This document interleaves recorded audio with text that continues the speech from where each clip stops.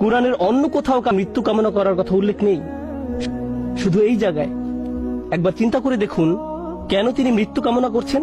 আল্লাহ আজ্জা জাল্লা স্বীকার করছেন যে কখনো কখনো মানুষ এমন কঠিন মানসিক আঘাতে জর্জরিত হবে যে মৃত্যু কামনা করে বসবে। এমন পরিস্থিতিতেও মানুষ পড়বে। ঠিক এমনই এক চরম পরিস্থিতিতে তিনি পড়ে গেলেন, আর আল্লাহ এটা স্বীকার করলেন। ইয়া লাইতানি মিত্তু কবলা হাযা। আমি এটা পড়ার পর প্রচন্ড ধাক্কা খেলাম। কিভাবে তিনি এমন কথা বলতে পারলেন? জানেন তো, আমাদের রাসূলুল্লাহ সাল্লাল্লাহু আলাইহি সাল্লাম বলেছেন, লা ইয়াতামান্না ইয়ান্না আহাদুকুমুল মাউতা। তোমাদের কেউ যেন মৃত্যুর আকাঙ্ক্ষা না করো। তোমাদের মৃত্যু কামনা করা উচিত নয়। কেউ কখনো সহজে মৃত্যু কামনা করে না, কিন্তু তিনি এখানে মৃত্যু কামনা করছেন কেন? এটা অত্যন্ত কঠিন এক পরিস্থিতি, মারাত্মক এক অবস্থা। তো তিনি যে অপমানের সম্মুখীন হতে যাচ্ছেন তা মৃত্যুর চেয়েও খারাপ। তাই তিনি বললেন, ইয়া লাইতানি মিত্তু কবলা হাযা। এই কথা কোরআনে উল্লেখ করার কারণ আছে।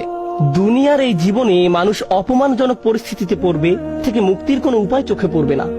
অনেককে তাদের পরিবারের সম্মুখীন হতে হবে, মিথ্যা অপবাদের সম্মুখীন হবে, অতীতের কোনো ভুলের মোকাবেলা করতে হবে।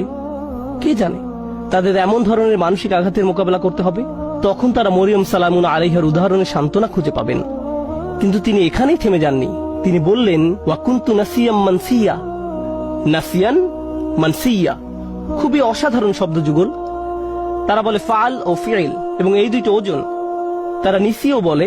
এক কিরাতে এটাকে নিসিয়ান, অন্য কিরাতে নাসিয়ান পড়া হয়, জিবহ এর মতো। আরবি ভাষায় দুই ধরনের শব্দ আছে, জিবহ ও মাজবুহ। একইভাবে নাসি এবং মানসি, এই শব্দগুলোর প্রথমটা আসলে ব্যবহৃত হয়, আমি আপনাদের জন্য লিখে এনেছি। ولا يقال للكبش ذبح إلا إذا أعد للذبح। কোন প্রাণীকে, অর্থাৎ কোন ছাগল বা ভেড়াকে আপনি ততক্ষণ পর্যন্ত জিবহ বলবেন না যতক্ষণ না এটি জবাই করার উপযুক্ত হয়। জবাই করা হয়ে গেলে এটাকে বলা হয় জাবিহ, এটাকে বলা হয় মাজবুহ। জবাইয়ের আগে না, আগে বলা হয় জিবহ। তিনি দুইটি শব্দ ব্যবহার করলেন। যদি আমি মরে যেতাম, যদি মানুষের স্মৃতি থেকে বিলুপ্ত হয়ে যেতাম, এভাবে অনুবাদ করা হয়। কিন্তু এখানে যে দুইটি শব্দ আছে সেটা ওনারা ভুলে গেছেন। একটা শব্দ নাসিয়ান, অর্থ আসলে তিনি তো মসজিদ থেকে অনেক দূরে, ঠিক না? তিনি এখন বাড়িতে অবস্থান করছেন না। কেউ যেন কোনোদিন আমাকে মিস না করে। তারা যেন এই প্রশ্নটাই না করে যে মরিয়ম কোথায় গেল। আমি যদি অদৃশ্য হয়ে যেতাম, যদি মানুষের স্মৃতি থেকে বিলুপ্ত হয়ে যেতাম এই মুহূর্তে, কারো যেন কোনোদিন আমার কথা মনেও না হয়। এটা হলো নাসিয়ের অর্থ। চিন্তাও মাথায় না আসে যে এক সময় আমার অস্তিত্ব ছিল। এমন অনেকেই আছে যারা এত কঠিন হতাশা এবং উদ্বেগের ভিতর দিয়ে যায় যে ঘর থেকেই বের হয় না, ফোন রিসিভ করে না, টেক্সট মেসেজের কোনো জবাব দেয় না। তারা এত বেশি মানসিক যন্ত্রণা অনুভব করে যে তাদের ইচ্ছা হয় যদি তারা মানুষের স্মৃতি থেকে বিলুপ্ত হয়ে যেত। কেউ যদি তাদের দরজায় করাঘাত করে, তারা ভাবে যদি তারা আমার কথা ভুলে যেত, হায় যদি আমার কারোর সাথে আর দেখা না হতো। তারা সবকিছু থেকে নিজেকে বিচ্ছিন্ন করে নিজের মাঝেই বসবাস করতে চায়। এর নাম হলো নাসিয়ান। তিনি ইতোমধ্যে আশা করছেন যেন তার মৃত্যু হয়, কেউ যেন তার খোঁজ করতেও না আসে। পরবর্তীতে অনেক বছর পার হয়ে গেলে কেউ যদি না জানে তার কি হয়েছে, মানসিয়ান, ভবিষ্যতেও তার কোনো উল্লেখ কোথাও যেন না থাকে। আমি আশা করছি কেউ যেন এই মুহূর্তে আমার কথা মনে না করে, এবং আমি ভবিষ্যতেও যেন সবার স্মৃতি থেকে সম্পূর্ণ অদৃশ্য হয়ে যাই। আমি এই মহান নারীর পরীক্ষার উপর গুরুত্ব আরোপ করতে চেয়েছি, কারণ ইনি এমন একজন নারী যার দোয়া সাথে সাথেই কবুল হয়ে যেত। তাকে এমনকি খাদ্যও চাইতে হয়নি, তার জন্য ফল ফলাদি এসে উপস্থিত হতো। আর আল্লাহ তাকে এমন পরিস্থিতিতে ফেললেন, আল্লাহ তাকে এমন পরীক্ষায় ফেললেন, এই জন্য না যে আল্লাহ তাকে ঘৃণা করেন, এই জন্য না যে আল্লাহ তার কথা ভুলে গেছেন, এই জন্য না যে আল্লাহ তাকে অপমানিত করতে চান। শেষে দেখা যায় যে এই সমস্ত কিছুর মাধ্যমে আল্লাহ আসলে তাকে সম্মানিত করলেন।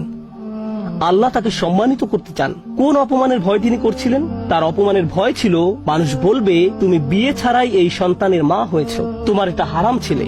মানুষ এটাই বলবে। আর জানেন তো বাচ্চার নাম কি ছিল? তার নাম ছিল ঈসা। কোরআনে কোন নবীর নামের সাথে তার পিতা বা মাতার নাম উল্লেখ করা হয়নি। শুধু ঈসা আলাইহিস সালাম, ঈসা ইবনে মারইয়াম বারবার উল্লেখ করা হয়েছে। ঈসা মরিয়মের ছেলে, ঈসা মরিয়মের ছেলে। কোরআনে কোথাও কি আছে মুহাম্মদ আব্দুল্লাহর ছেলে? কোথাও কি পান ইয়াকুব ইসহাকের ছেলে, ইসহাক ইব্রাহিমের ছেলে, ইউসুফ ইয়াকুবের ছেলে? পেয়েছেন কখনো? না। অনেকবার আল্লাহ এই রাসূলকে যখনই সম্মানিত করেছেন, সাথে সাথে তার মাকেও সম্মানিত করেছেন, তার মাকেও সম্মানিত করেছেন। প্রসঙ্গত বিষয়টা গুরুত্বপূর্ণ।